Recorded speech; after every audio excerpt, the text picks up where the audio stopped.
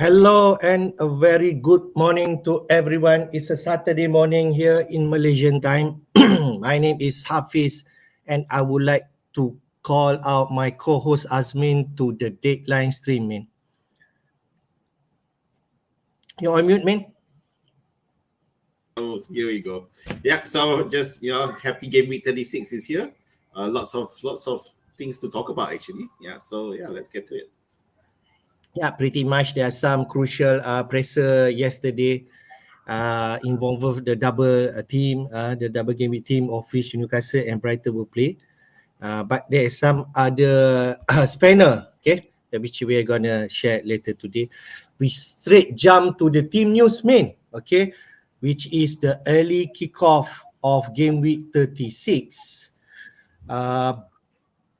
Leeds versus Newcastle. What has been Sam Allardyce and also Eddie Howe mentioning in their presser? Okay, so obviously this is another one of those matches that will be keenly be heavy investment, at least on one side of the matchup, simply because Newcastle have the double. And looking at the Leeds side, there's no real differences. So no changes. So you got Bamford. It all depends on whether or not Big Sam lines up differently or things. One thing we know previously in the past, I don't know, I can't remember how many, but quite a long time now, Leeds have continued to score even though they lost. So they can still shake up changes, but I don't think we're going to consider any Leeds players at the moment. On the Newcastle side, so it's really what all the talk on the internet has been about. You could arguably say this whole story between Wilson and Isaac has been like that Watford duo, Dennis and King. Although obviously Dennis Watford were at the bottom of were nearer to the bottom, whereas Newcastle are further at the top. But in terms of injuries, only Matt Ritchie, but then crucially Sean Longstaff is going to continue to not be ready.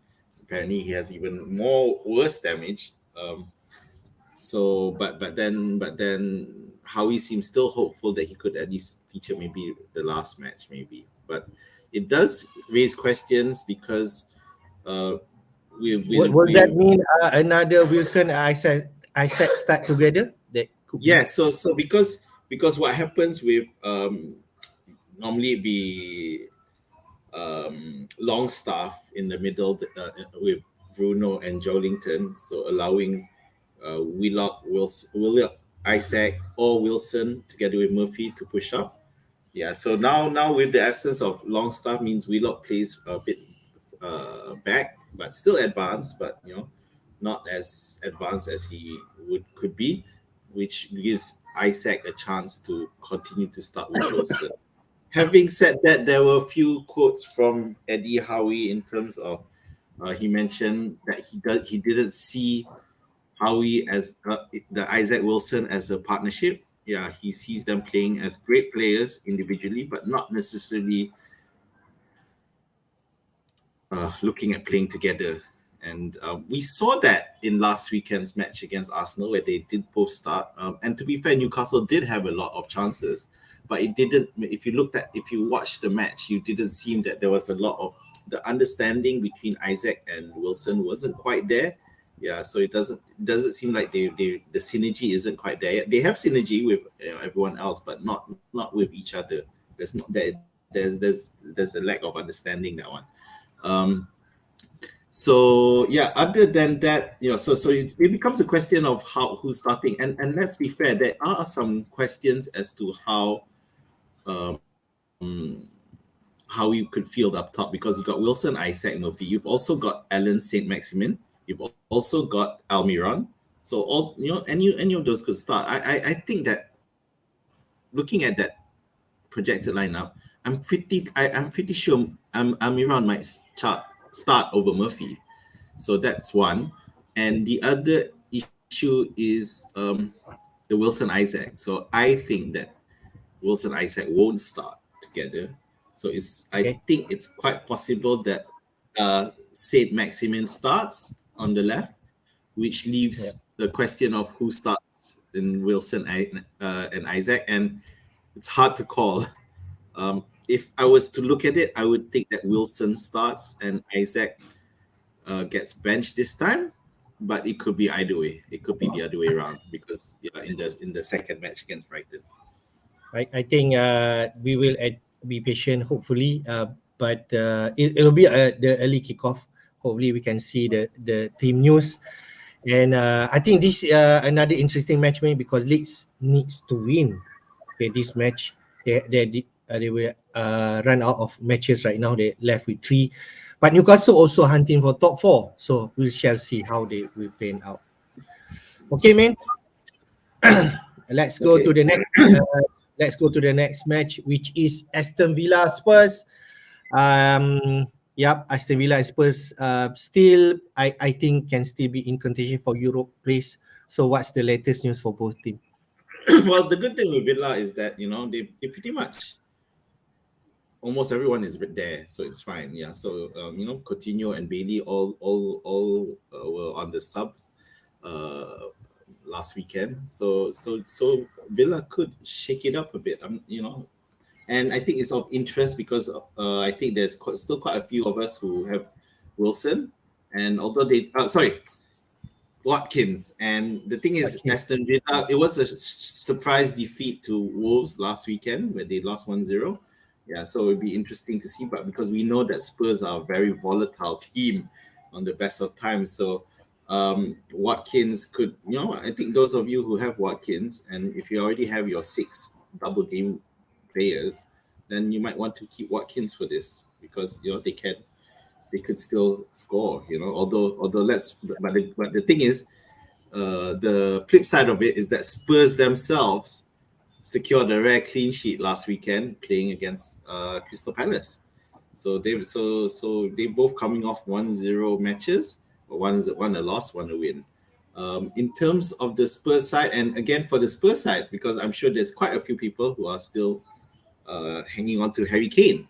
So so in terms of the injury news, no bad news, just some possible good news, which was Emerson Royal and Bissouma are all back in the squad, and Langlet, who injured his shoulder, he should be back as well.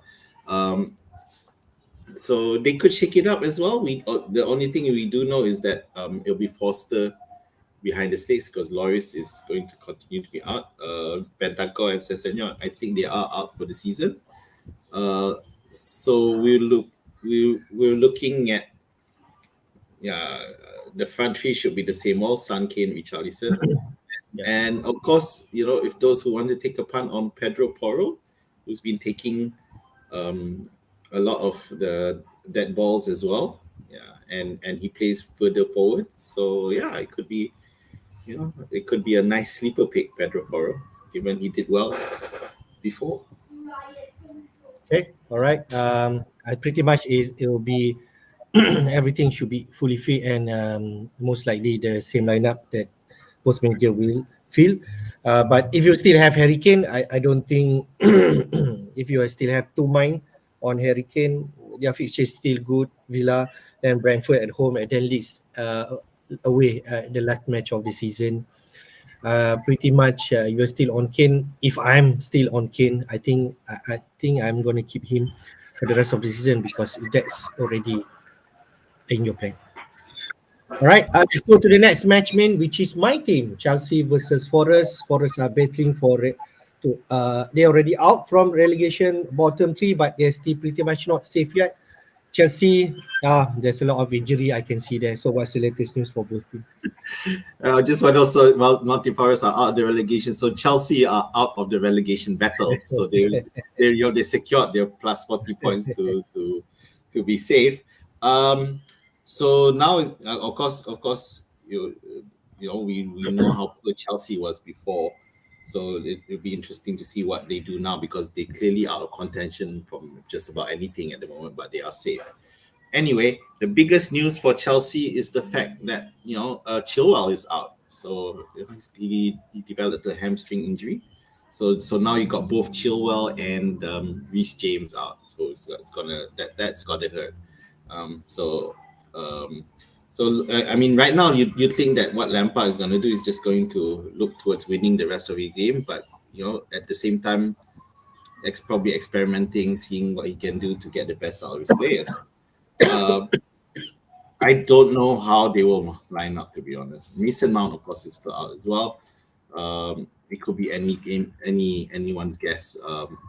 But one thing that's come out in the past few days is because Fantasy Football Scout with David Monday, he was tweeting about the emergence of Kante as a possible option, and apparently he has a lot of XGI and in the past few matches, and he did end up with an assist. And the reason that Kante was being mentioned was because if people needed a cheap midfield player. Now, of course, and ever since he came back, he has been really involved and playing further forward. Of course, the only thing is that Chelsea aren't exactly attractive, but Chelsea do play 2 matches next week, right? Okay, fine. Yeah, This could be an audition for Game Week 37. I don't know. Okay, yeah. we shall see. Although their matches are against the Manchester duo, which is Manchester City and Manchester United, and both away. So I think that's pretty much that's right. Both of them are away. Okay, looking at the Forest side, so yeah, there's no real changes about Forest, although we're not sure with the Oreo will still be okay as well. In terms of significance, yeah, Brennan Johnson and Gibbs White will continue to start, and those are the people that they rely on. And regardless of Chelsea's win, I think Forest will look to attack this one and try to, because they need to win. There's no point in them having a losing 1-0 just out of dignity. No, they need to go out and win this one. So it could be a very open match, this one. Yep, I agree. Just to point out, you did mention Chilwell is out, but Cucurella also being out. So on the predicted lineup, we can see Azpilicueta starts on the left side. So I'm not sure whether that's a good thing for Chelsea. Lampard did mention about Lampard did mention about Lewis Hall. Okay, maybe he's another potential that could start on the left side. But pretty much other than that, those are the lineup from last week. It's a good thing for Forest, I think. So Gibbs White there. Gibbs White, Johnson can definitely pose a threat. All right, let's go to the next match, which is Palace versus Bournemouth. Not much interest from FPL managers, but what's the latest news for both teams? So we know that Palace won. They lost 1-0, and they are another of those teams that are already secure. So no real changes in terms of the key players. Mili Jovovich is injured, and together with Schlupp also a doubt. So, but other than that, Olise, Zaha, Doucouré, Eze should all be there, and it does look like Johnston should continue to start and not Guaita. So that's but don't know if anyone still has Guaita. I think Johnston was the one people just had for the free hit the other day. The other one, Bournemouth, especially of interest for those who got fooled into thinking that Bournemouth could, whack Chelsea last weekend. Myself, talking about myself, of course. But other, no real changes except that Kiefer Moore could be fit to play. But other than that, because if you remember, he had a concussion last time around.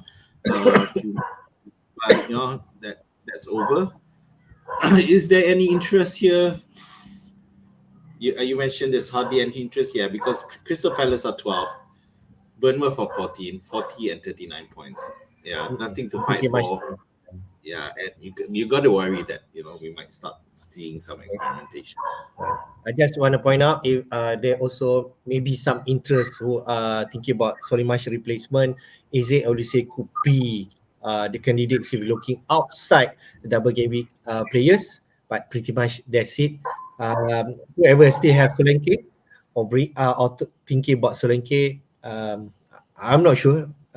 Maybe, but other than that, no. All right, man. Let's go to the next match, which is Manchester versus Wolves. I think this is a big news from Eric Ten Hag, talking about Rashford.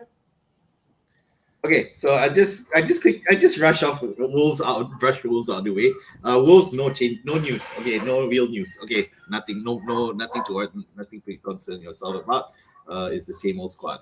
So the two things with Manchester United is, of course, that Marcus Rashford has now been raised by Eric Ten Hag in his press conference as a big question mark, and using the words more than doubtful. So I think the thing is we've seen. It's just that we've seen some smoke screen tactics before with Bruno. We know the previous scenario, like before Rashford so-called like out for a long time, but then he come back 1 week after Bruno situation, but he did play also that game. But I'm not sure about this. Yeah, because when you look at it, Rashford is doubtful. He has a problem. So an injury on his leg. It's nothing specific. It's not saying some metatarsal. It's not saying some hamstring. It's not saying some tweak on on toes. Some damaged toe. Nothing.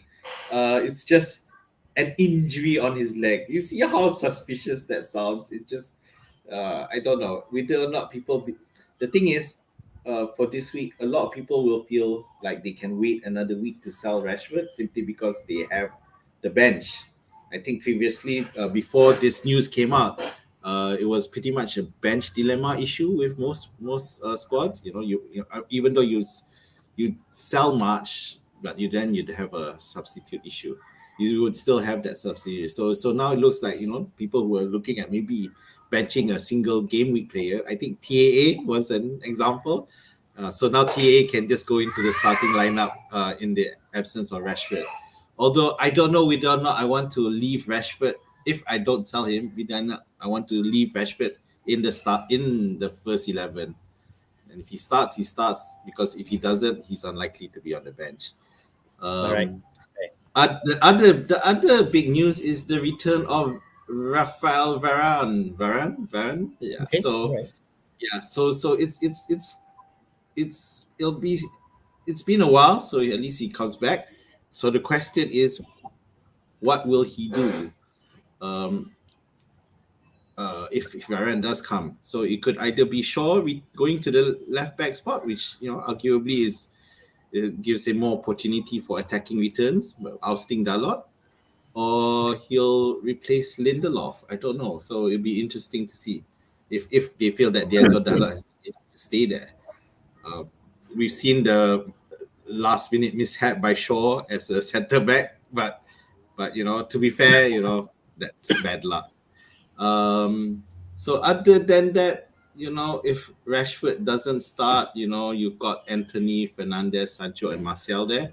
Although Guanacho is fit as well, so we could see him come in as well. So it'll be interesting to see. Although those of us who have Bruno Fernandes, you can be rest assured and continue to play him for this week, and in preparation for next week's double as well.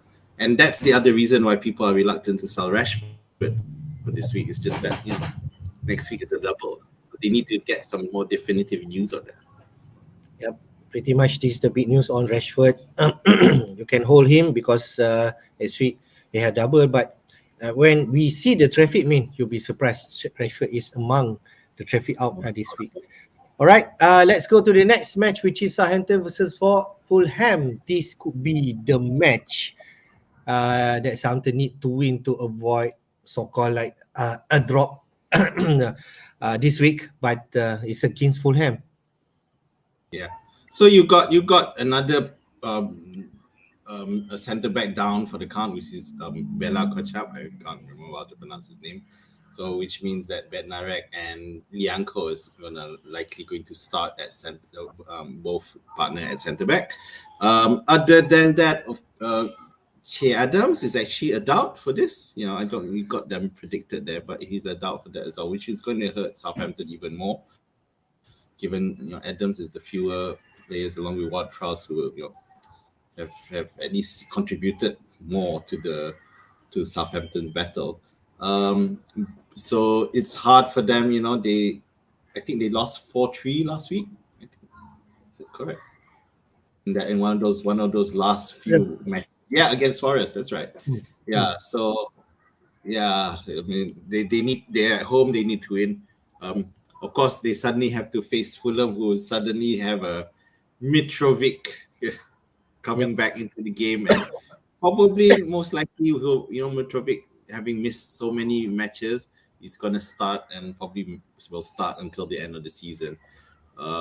Although to be fair, Fulham have done decently without him.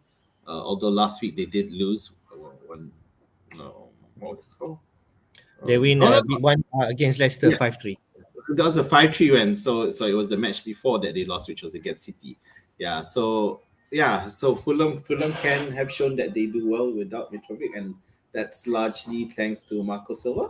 So I'm not sure that starting lineup might not be the most up to that one, but I can see Mitrovic coming in straight away. For cheeky punts, of course, Mitrovic is a cheeky punt, but Harry Wilson has been doing quite well and he's standing out, so there's another option. All right, let's go to the next match, which is Brentford versus West Ham. Okay.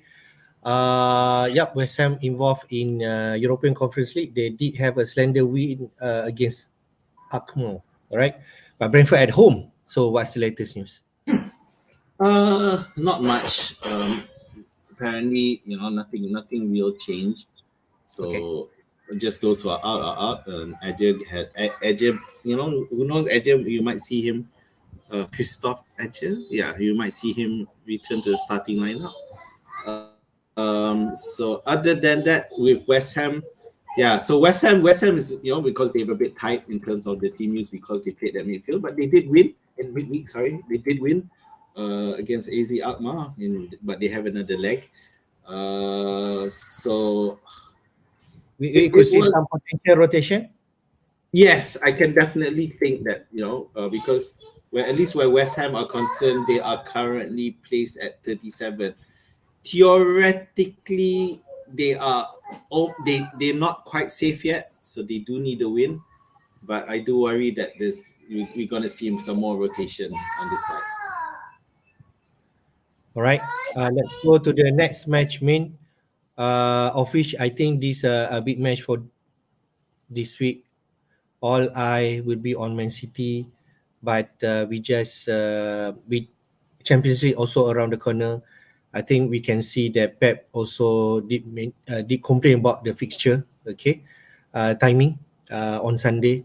Everton high flying from 5-1 win last week. So what's the latest news for both teams?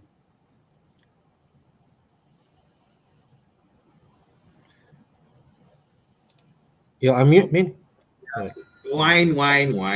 If the Real Madrid match was last week was on Wednesday and the Premier League match was Saturday, he'll be whining as well. So it's not like the match is on Sunday and the Real Madrid match is on Tuesday. The Real Madrid match is on Wednesday, so he's got plenty of time. Get stuff, Pep. Anyway, sorry. I don't know why I'm so angry. So Everton coming off a huge, amazing 5-1 win over Brighton.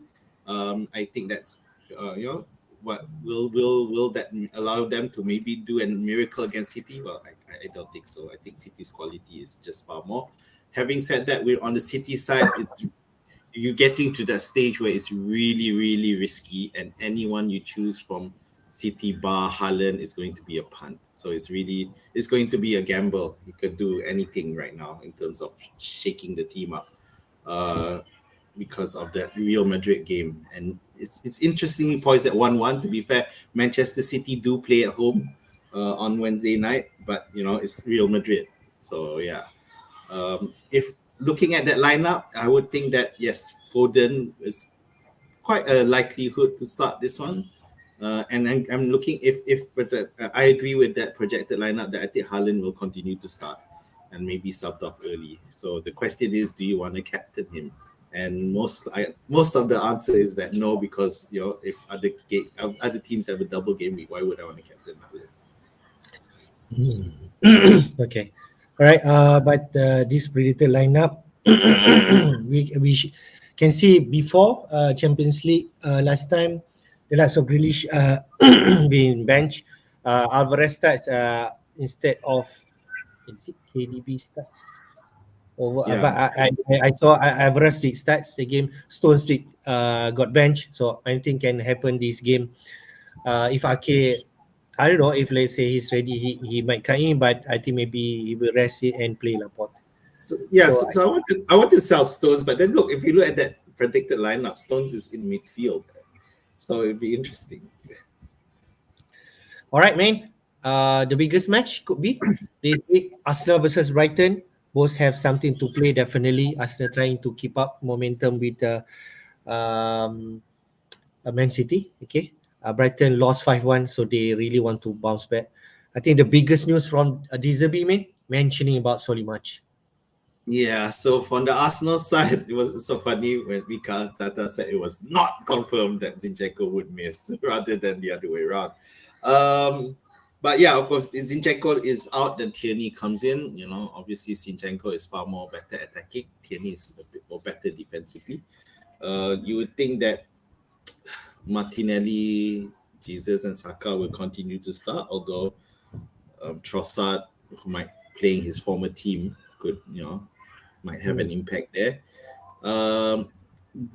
Jorginho to start instead of Partey, so that's a question mark there. I don't know, but of course Saliba continues to be out, and that is obviously hurting Arsenal. Although to be fair, they won against Newcastle last time out, and will want to continue to fight City all the way. So on the Brighton side, it is Solimarch out, and there's quite a few players out that has an impact in terms of Brighton's lineup, because you got who's that? Veltman, a huge doubt as well. So if Veltman, with Webster out, Colwell comes in. Veltman out, then Gross might play at right back. So that kind of hurts his prospects a bit as an FPL, especially because he's listed in midfield. Then the toss-up now is if I'm not sure who can play at right back. So Caicedo could be at right back instead. So, but it's about hard to tell because if you want Gross to continue playing further up, then he play in place of Enciso maybe. Although the interesting thing is with Evan Ferguson all coming into contention, so it's quite interesting to see what they'll do, because you got Ferguson, Undav, and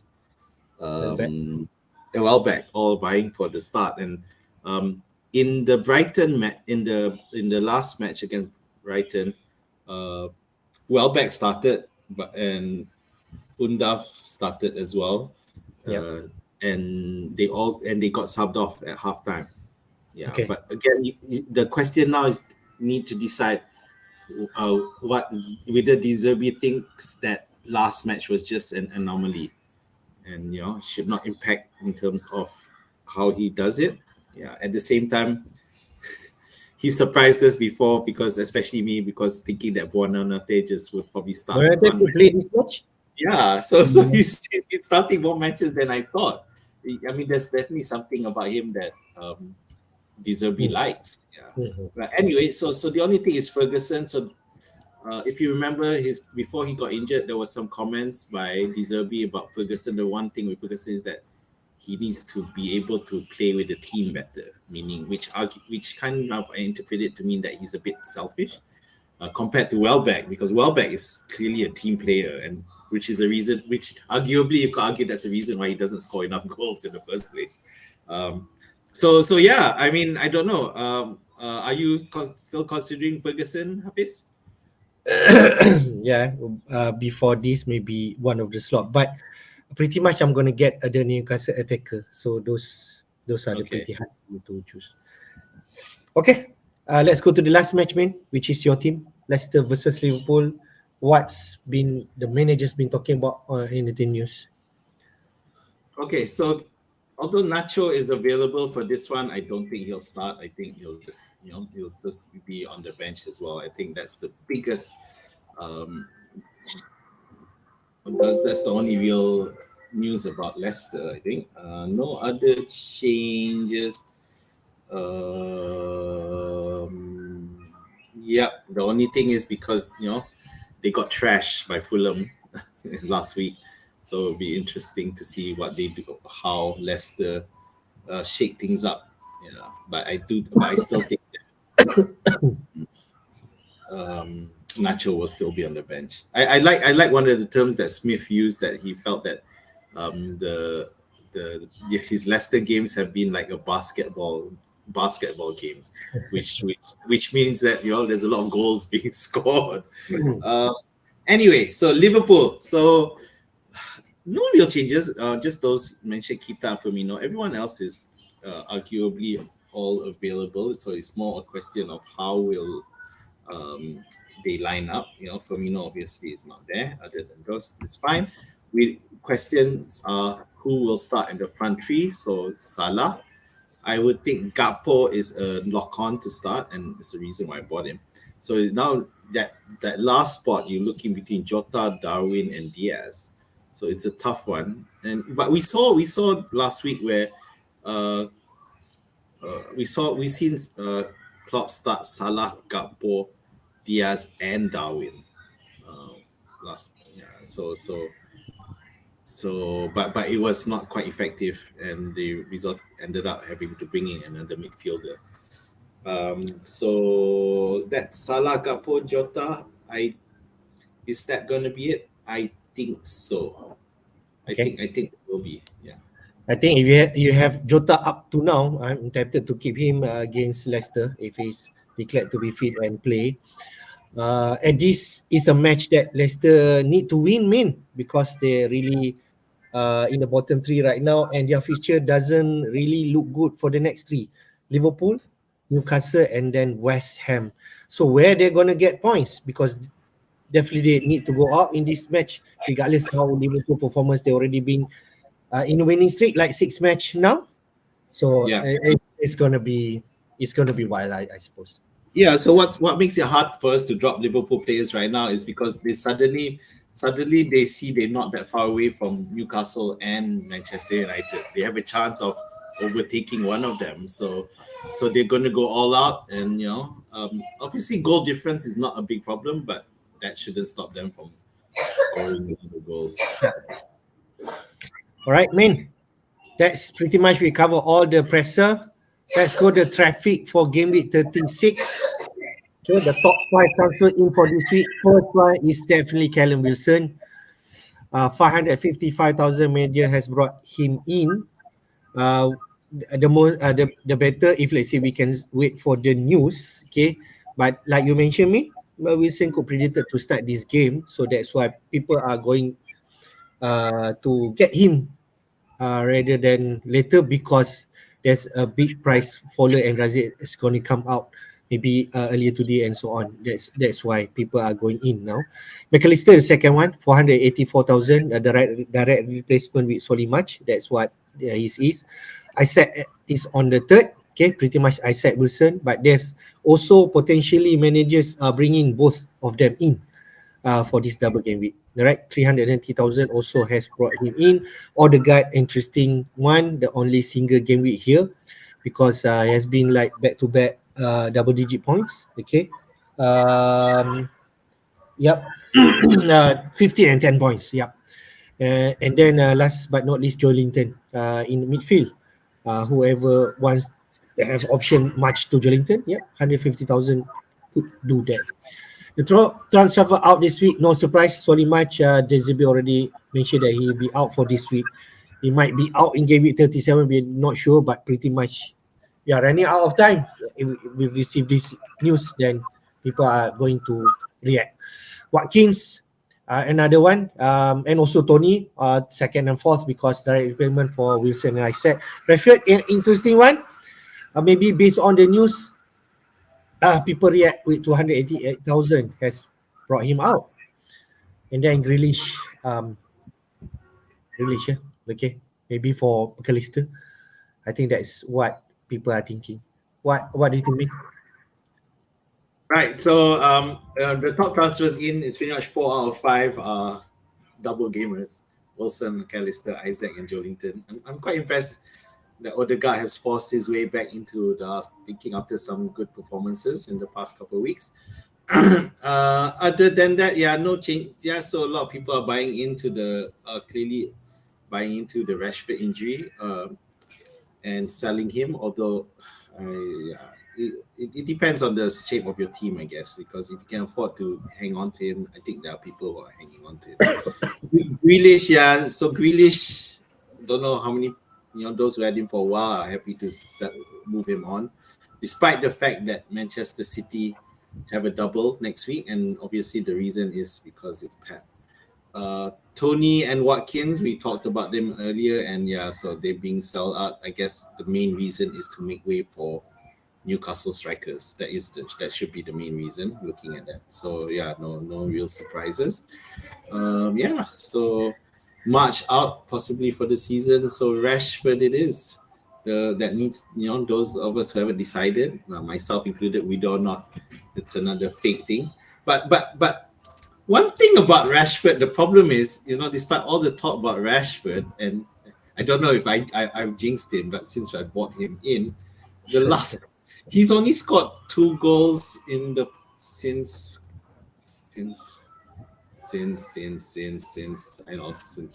ages. He hasn't scored for a long time now. Yeah, well, not a long time, but 2 in the last 8 matches or something, which is pretty poor. So even if you think it's a fake news, is he really a lock to continue even though he plays doubles? Well, he is the number 1 player of Manchester United. If you want to bring him in or retain, that's for sure. But well, if he's declared out and next week doubtful, then the traffic will continue to be out. All right. Okay, man. I think we go to our team. This is your team during midweek. Sorry, just a quick one back to Rashford. Two goals in the past 3 months. Oh, okay. At least the league side. Okay, never mind. Go on. This is your team. So any changes that you've been thinking after our midweek stream? Yeah. So now with Rashford injured, so it's a question because I've got Lindelof and Stones in the on the bench, but now I'm looking. Obviously Andreas is out, so Stones might go up instead of Lindelof because I like that predicted Stones playing in midfield possibility. Okay. Obviously, I already have Isaac, so I know I'm going to get rid of him. I only have 4 double game week players: Steele, Trippier, Mitoma, and Isaac. And although Mitoma and Trippier have been quite poor in the last, 5 was a long game week, quite a few game weeks already. Mitoma did have an assist, but nothing spectacular. He's revoked to type like we expected, because if you remember last time Mitoma was overperforming his stats in terms of his XG. Now it looks like he's gone normalized that. So the question now is, who do I pick? A Brighton player, a Newcastle player, or both? So Solanke is a possibility for me to move him on, and if I do, then it will probably. The thing is, I don't have a lot of funds, so I can't stretch for Wilson. So if I want to punt, then I might go for Ferguson. So that's one option. The other option is, of course, if I move to a 3-5-2 and sell off Rashford and Andreas, which will enable me to buy maybe a Cross and a Newcastle midfielder. So Willock. So that's another option. But you could also do only one transfer and just to Willock, right? Yes, correct. So that one is the one that we talked about midweek. Just go for a 3-5-2, bench Solanke, and buy Willock for Andreas in the 3-5-2. So that's maybe with Rashford news, they could potentially, I don't know, if you're interested in Solanke, you can still play him. and we lock in for Rashford, or you could actually play Stones. So there's some option that you can go. Yep. I'm not going to deny I find Mitrovic very tempting. So let's see how we go. All right, let's go to my team. I just want to mention I already made my transfer because there's some price movement, and we talk about the price faller in terms of Tony and so on. Let's jump to my team. This is my team before. I have Raya, Trippier, Botman, Estepanan, and then TA in there because maybe Rashford are not going to play. Okay, Mitoma, Salah, March. Okay, he's declared out. Alvarez, Haaland, and Tony. So the transfer that I've been thinking is actually getting a Newcastle attacker, whether Isaac or Wilson. I want to wait for the early team news, but I might not be able to do that because 0.3 million. March is the most transfer out. Wilson, McAllister, and also Isaac is top 3 most transfer in. All right. So pretty much I'm in dilemma in terms of price, but I've been thinking I might need to make an early move. That's what managers are thinking also. So I already made my movement. So what happened is this is my team right now. I think pretty much template. I want to get McAllister because he's permanently for Brighton. He's the next best thing. He's been performing 8 and 11 points back to back. Yep, tough fixture, but McAllister on penalty, and anything could happen in those match. Another one is between Wilson and Isaac. Yep. In terms of minutes, I'm going for minutes, and Isaac maybe will end up more minutes. He might start in my team, and I will need to play him in game week 37. That could be a scenario, but it's interesting one, home to Leicester. So I did bring in Isaac and McAllister in. I'm going to captain Isaac. If let's say Rashford not playing, then TA will come in. If not, I will play Rashford and try my luck. So that's pretty much my teammate. Okay, so you no hits, right? No hits. I have 2 free transfer. Yeah. Okay, so yeah, so there is a. I mean, looking at the team, although it's unlikely, because if Pep really goes nuts, then you could be looking at a 5-3-2 formation. if Alvarez or Haaland also disappear, one of Alvarez or Haaland disappear together with Grealish, then Henry comes in the 5-3-2. Thank you for pointing out. That's one thing also that pushed me to get McAllister, because in midweek I still not sure.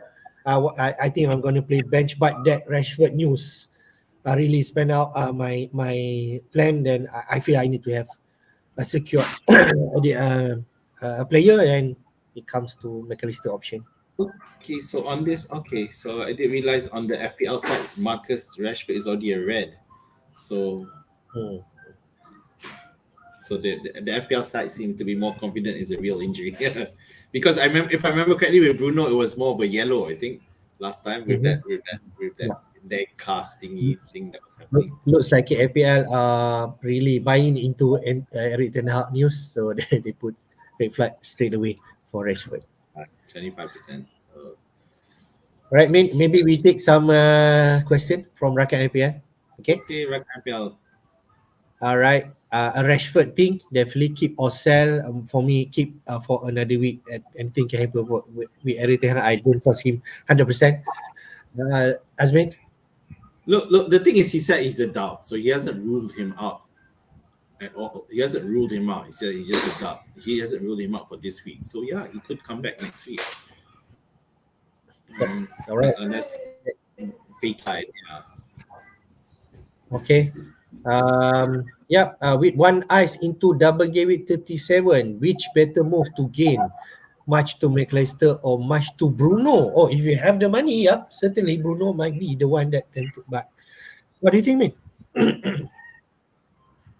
I'm still not convinced that Bruno is the best player to take, to be honest. So yeah, I'll go for much to McAllister for proven track record. Right, which combo is better? If you thinking about Arsenal, except Martinelli and Enkinso, cheap up front. McAllister and Jesus. Wow, you have the money. I'm not too sure. I'm interested in Martinelli or Odegaard. That for sure.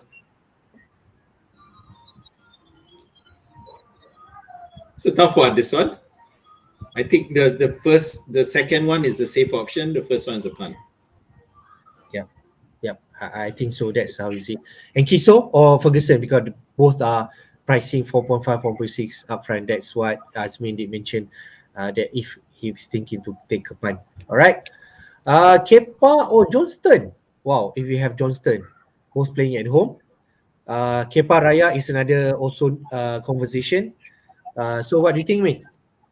I think Kepa, due to the fact he may not take a clean sheet, it might be a Raya kind of thing going where, because Forest will be going all out and trying to shoot as much as can. Although Forest are stats are really poor away, so Kepa still has a chance of clean sheet. So I'll probably go for Kepa. With that, Johnston, Bournemouth, two teams that have nothing to play, see a bloodbath in terms of goals. So I'd stay away. Yep. Yeah. If Isaac and Wilson start together, if you have got the team news, early team news, which one to captain? If both play, mate, what do you think? We already debated. It's because the problem is Isaac and Wilson. Whether or not they'll start together, and which I don't think they are. But if they do, then Wilson, simply because he's more central. So Wilson, it has to be Wilson, isn't it? I think Wilson because he's more explosive. But if you're going to save in terms of minutes, then Isaac is the one that you will go. For the record, Wilson's the one that you worry that he might suddenly get injury in the first match and end up not playing the second. That's always a possibility. Wilson. Would you make a sideway? There's another question. If you have Isaac to Wilson, I don't think so. I won't do it. No, if they start together, why would you make a sideways move? Unless Wilson starts and Isaac doesn't, then you might think about it. All right, man. I think that's all the question that we can take for this session.